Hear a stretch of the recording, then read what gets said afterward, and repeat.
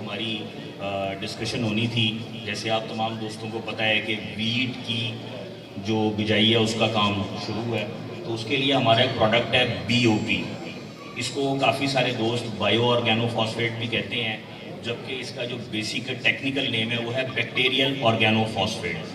تو اس کے اوپر تھوڑی سی بریفنگ یہ تھی کہ جو ہم اس میں کوالٹی انہینس کر رہے ہیں, چیزوں کو بہتر کر رہے ہیں. کافی سارے دوست DAP کو پسند نہیں کرتے ڈیو ٹو فائنانس یا ڈیو ٹو ہماری زمینوں کی جو ترتیب چینج ہو رہی ہے, سخت ہو رہی ہیں. آپ میں سے کوئی سا بھی دوست اپنی لینڈ کا تھوڑا سا سیمپل لے کے اگر گورنمنٹ لیب سے آپ چیک کروائیں گے تو وہ آپ کو دونوں چیزیں بتائیں گے. نمبر 1 تو وہ کہیں گے کہ جی اس میں آرگینک میٹر کی کمی ہے. دوسرا DAP ہم عرصہ دراز سے ڈالتے آ رہے ہیں, اس کی وجہ سے ہماری زمینوں میں تھوڑی سی سختائی, ہارڈنیس پیدا ہو گئی ہے. اس سے کیا ہوا ہے کہ ہماری زمین کے اندر کافی سارے اجزائے صغیرہ پہلے سے موجود ہوتے ہیں, لیکن وہ ہمارے پودے کو اس لیے نہیں مل سکتے کیونکہ وہ پہلے سے ہی کیمیکلی کہیں ریئیکٹ کر چکے ہوتے ہیں. تو بیکٹیریل آرگینو فاسفیٹ میں جو P2O5 ہے, فاسفورس ہے, یہ جو پہلے سے بنے ہوئے آئنز ہیں ان کو بریک کرے گا. کیلشیم فاسفیٹ ہے, اس کو بریک کرے گا. کیلشیم الگ ہو جائے گی, فاسفورس الگ ہو جائے گی. فیرس فاسفیٹ ہے, آئرن فاسفیٹ ہے. ایسے کافی سارے ایسے آئنز ہوتے ہیں جو کہ ہمارے بنے ہوئے ہوتے ہیں پہلے سے ہی زمین میں. P2O5 کیا کرتا ہے کہ ان پرانے آئنز کو بریک کرے گا, آپ کے پودے کی روٹس کے لیے وہ خوراک کو, اجزائے صغیرہ کو اویلیبل کرے گا. اب اس کا دوسرا جز bacteria, bio organophosphate, bacterial organophosphate. Bacteria کیا کرتا ہے؟ بیکٹیریا بیسیکلی ایسی ایک چیز ہے کہ جو خوراک بنانا ایک عمل ہے اور خوراک کو ڈائجسٹ کروانا ایک دوسرا عمل ہے. جیسے آپ دیکھتے ہیں کہ ہم دہی بناتے ہیں تو دودھ گرم کر کے ہم تھوڑا سا, بالکل تھوڑا سا اس کو کھٹا لگاتے ہیں, تو اس کو اوور نائٹ کا ایک پروسیس دیتے ہیں. اس پروسیس سے ہوتا کیا ہے کہ وہ صبح دہی بن جاتی ہے, ایک پروڈکٹ بن گیا. لیکن اس کی دوسری افادیت کیا ہے کہ وہ ہمارے ڈائجیشن پروسیس کو بھی بہتر کرتی ہے. کبھی کسی کا تھوڑا بہت پیٹ خراب ہو تو ڈاکٹر صاحب ریکمینڈ کرتے ہیں کہ آپ دہی استعمال کریں. اسی طرح بیکٹیریا دونوں کام کرتا ہے. یہ ہمارے پلانٹ کی روٹ کو مضبوط کرتا ہے, اس کی جڑیں اس قدر مضبوط کرتا ہے, جتنی جڑ مضبوط ہوگی اتنا پودا مضبوط ہوگا. جڑ مضبوط ہوگی تو وہ خوراک کو پورا انٹیک کر سکے گا. پوری خوراک انٹیک کرے گا تو وہی خوراک پھر سٹیم کے تھرو پتوں میں جائے گی. پتوں میں جائے گی تو پھر پتے اس کی خوراک بنائیں گے اور وہ پھر آگے فروٹنگ تک جائے گی. تو یہ جو بیکٹیریا ہے یہ ڈبلنگ کرتا ہے, 1 سے 2, 2 سے 4, 4 سے 8, 8 سے 16, 16 سے 32, 32 سے 64. یہ ان چیزوں کو, ان اجزائے صغیرہ کو انہینس کرتا رہتا ہے جو کہ خوراک کی صورت میں ہمارے پودے کو ملتے ہیں. اور پھر اس کے بعد جب وہ پودے کو مل جاتے ہیں تو پودے کی ڈائجیشن میں بھی اس کی ہیلپ کرتے ہیں. تو ہماری اس میں جو ہڈن ریسیپیز ہوتی ہیں تھوڑی سی کہ ہم چیزوں کو مزید بہتر کرتے ہیں, P2O5 کی کوالٹی بہتر رکھتے ہیں. ہماری یہاں کی زیادہ تر زمینیں تیزابی ہیں, بیسک ہیں. تو جب بھی آپ کبھی اپنی زمین کا pH چیک کروائیں گے وہ 7+ ہے, جس کی وجہ سے زمین ہارڈ ہو گئی, اور اگر ہارڈ زمین کے نیچے آپ کا سیڈ جرمینیٹ بھی کرے گا تو وہ پودے کو اوپر آنے میں مشکل ہوتی ہے, بڑا نازک سا پودا ہوتا ہے.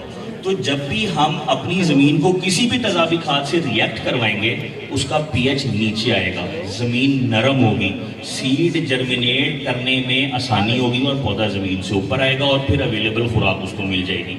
اس کے ساتھ ہی ہمارا دوسرا پروڈکٹ ہے NP. یہ نائٹروجن اجزائے کبیرہ میں آتا ہے. آپ کوئی بھی دوست, آج کل سمارٹ فون کا دور ہے, آپ کبھی بھی گوگل پر کچھ بھی لکھیں گے نا, اس میں آپ لکھیں بیسک نیوٹرینٹس فار پلانٹ اور فار سوئل, اس میں آپ دیکھیں گے فاسفورس اور نائٹروجن یہ سر فہرست آئیں گے.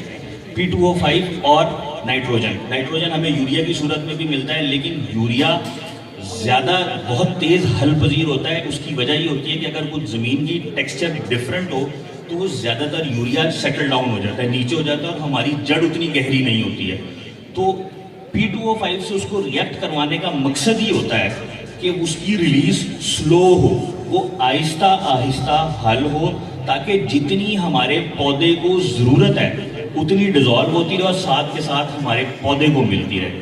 جتنی زیادہ ملے گی پودے کو اتنی تقویت ملے گی, پودا جتنا اچھا ہوگا اتنی اچھی فروٹنگ ہوگی, جتنی اچھی فروٹنگ ہوگی اتنی ہی اچھی ہماری ایوریج آئے گی زمین کی. تو یہ 2 انیشیل پروڈکٹس ہیں. ہم ریکمینڈ یہ کرتے ہیں, کافی سارے دوست اپلیکیشنز کو لے کے مختلف آراء رکھتے ہیں.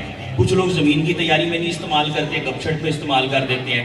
کچھ لوگ ہل کر کے استعمال نہیں کرتے، کچھ چھٹا لگاتے ہیں. جو ہماری ٹیکنیکل لینگویج ہے اس میں ہم کہتے ہیں جتنے بھی دانے دار ہیں چاہے وہ کھاد ہے، اس کے علاوہ ہم زنک وغیرہ بھی دیتے ہیں.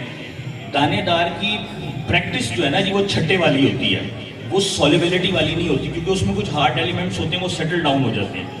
تو دانے دار کی زیادہ تر پریکٹس یا بیکٹیریا جو ہم رکھتے ہیں اس نے ہونا ہوتا ہے زمین میں جا کے حل. پانی میں وہ تھوڑی دیر سیٹل ہوتا ہے تو ہمارے دوستوں کے درمیان ایک عجیب سی فضا قائم ہو جاتی ہے کہ پتہ نہیں اس میں کیا ہے. تو گرینولر جو بھی ہے بی او پی، ہماری ریکمنڈیشن، ہماری ریکویسٹ یہ ہے کہ زیادہ تر دوست جب زمین کی تیاری کریں نیچے ڈالیں، کیونکہ اس کا اصل کام نیچے ہونا ہے، سیڈ نے نیچے جانا ہے. تو اس لیے ہماری صرف اتنی سی ریکمنڈیشن ہوتی ہے. باقی ہمارے دوست معاونین اورین کراپ سائنسز کے آپ تمام دوستوں کے پاس ہوتے ہی ہیں.